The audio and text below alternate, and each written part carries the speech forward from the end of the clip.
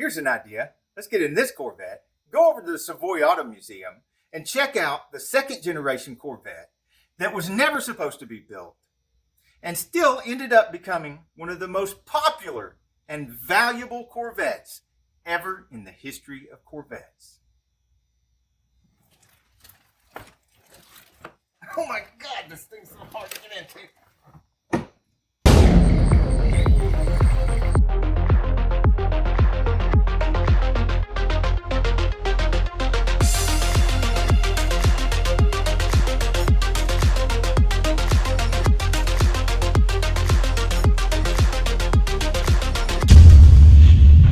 You and most other car enthusiasts may already know that this beautiful 1967 Chevy Corvette was the last year of the C2 Corvette. What you may not know is that 1966 was supposed to be the last year of the C2. GM had been promising an all-new redesigned Corvette of the future.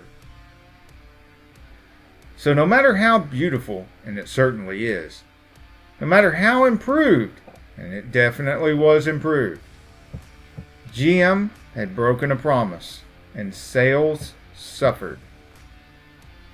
So how did this car go from low sales to one of the most loved and valuable Corvettes ever? It's a combination of the Pareto principle and the law of supply and demand. Less than 23,000 Corvettes were produced in 1967. This created a lack of supply and contributes to the increased resale value of the C2 Corvette. Rare is more valuable, right? Well, not necessarily. You see, this is rare. And so is this. That's where the Pareto principle comes in. You know, the 80-20 rule. A percentage of things are awesome and become more valuable, and a percentage are poop emoji, and no amount of scarcity will help. So just how awesome is the 67 Corvette Stingray? For starters, the 1967 Corvette parking brake was moved to a handle near the console. We all know what that's for. Woohoo! The 67 had disc brakes. You could even upgrade to power brakes for $42.15 and heavy-duty disc brakes. But those were $342. You could get a Posi-Track rear end for only $42.15 and power steering for $84.90. You might want that if you pick any of the engine options, like the original owner of this car wisely did. The base 67 Corvette came with a 300 horsepower 327 V8 at no extra charge. There were a few tempting engine options. First, the L79 327 cubic inch 350 horsepower engine was an extra $105.35. Second, the L36, a 427 cubic inch 390 horsepower engine for only $200.15 extra. Third choice, the L68, a 427 cubic inch 400 horsepower engine for $305.50. Fourth choice, the L71, a 427 cubic inch 435 horsepower engine for only $437.10 extra. And that's the bad boy we're looking at in this fine specimen today. It's worth mentioning that a hidden option was available for the L88, a 427 cubic inch V8 rated at 435 horsepower that cost a whopping $947.90 extra. I hear it wasn't very good for daily driving, and only about 20 of them were sold. It was probably a full race-only engine with troublesome start and idle characteristics. There were 4 transmission options: the 4-speed manual, the close ratio 4-speed, the heavy-duty close ratio 4-speed, and the Power Glide, a 2-speed automatic.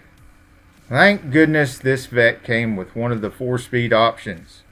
Maybe the low production numbers gave the linemen more time to concentrate on the '67 Corvette. Maybe the years of working on the C2 Corvette gave them the experience they needed to improve their quality.